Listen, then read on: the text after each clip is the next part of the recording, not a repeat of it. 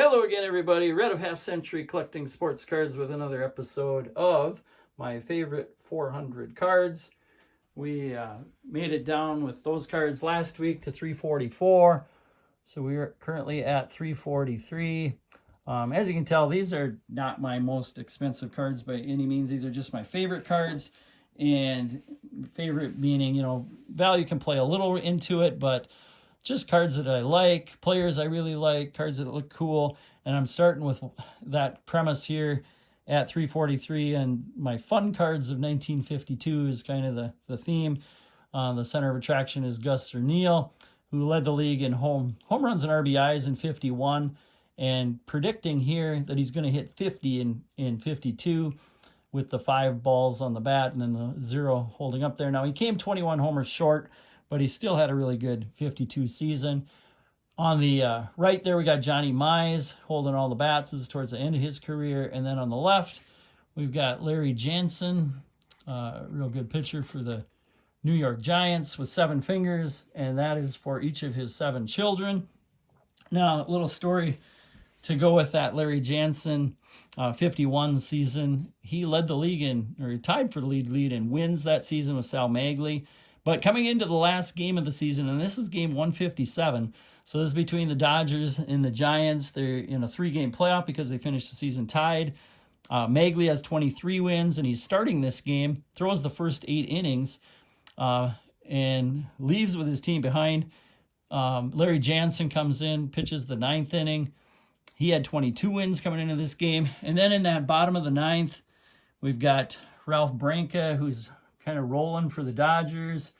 And up steps Bobby Thompson with the game on the line.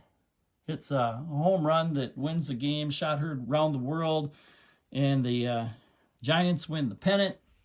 Larry Jansen is the vulture, getting his 23rd win, tying Magley for the league lead. Now, these guys became good friends after that, did TV shows and stuff together, until years later when Branca found out that the Giants had a little bit of a cheating scheme going, and their manager, Leo DeRocher, had kind of devised this electric system in the Polo Grounds where from center field, with binoculars, they were stealing catcher's signs, relaying them to bullpen coach,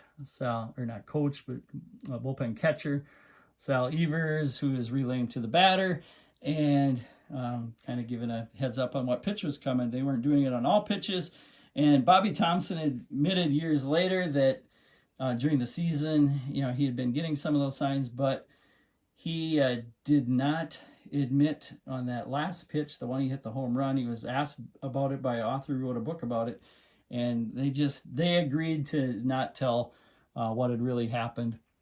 So we'll never know.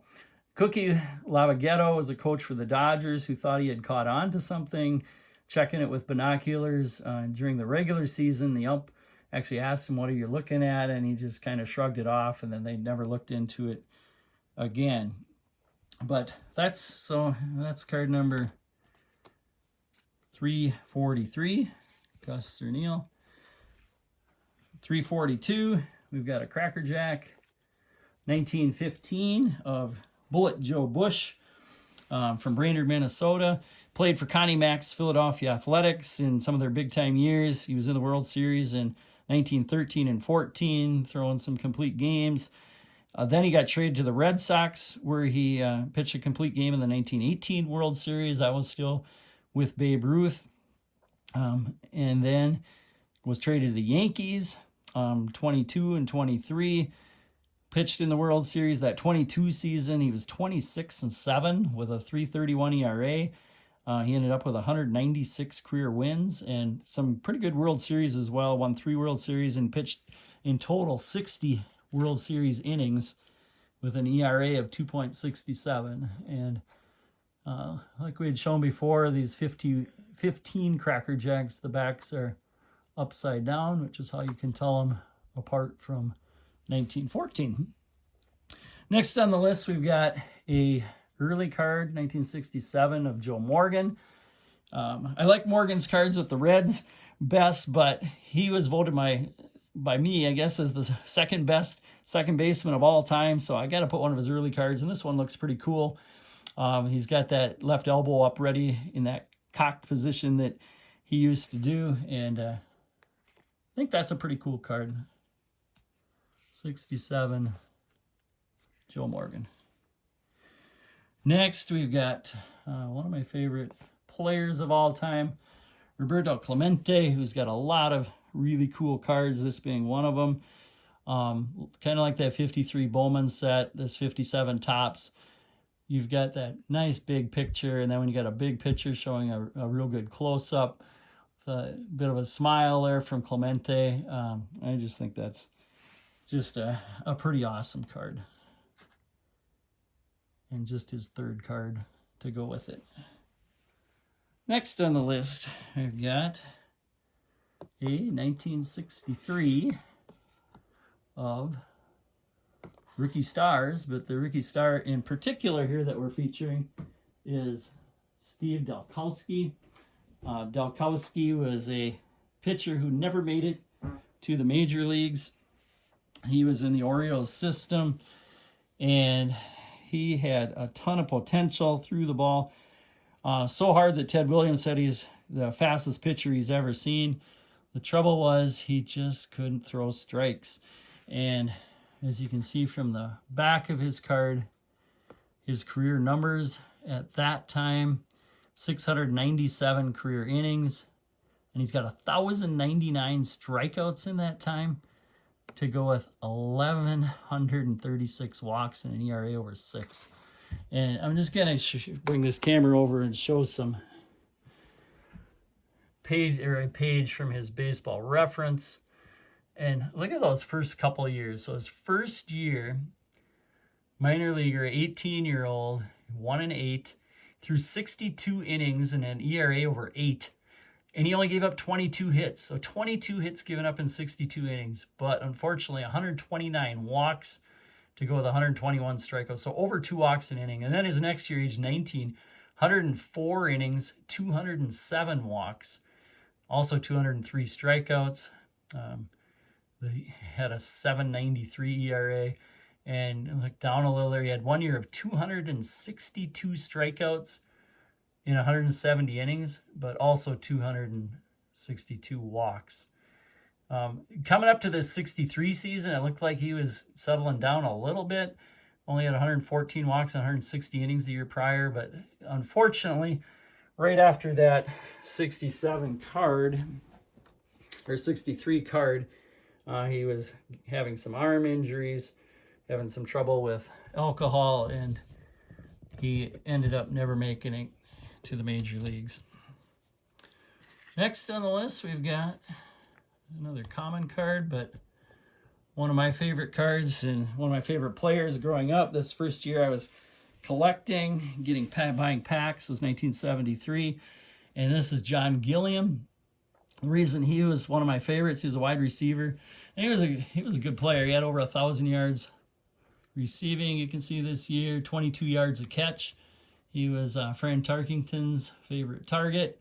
And the reason I liked him is because I still remember in 3rd grade, we had a teacher who would stay after school and play football with a bunch of us boys who would want to play, and he would be the quarterback. And I still remember catching a bomb from him and kind of bobbling the ball as I was falling into the end zone and making the catch. And he told me, "Man, you're just like John Gilliam, who had caught a bobbling catch for a touchdown just before that." And just after hearing, a comment like that, all of a sudden the guy becomes your favorite, and then you get a card of him that same year.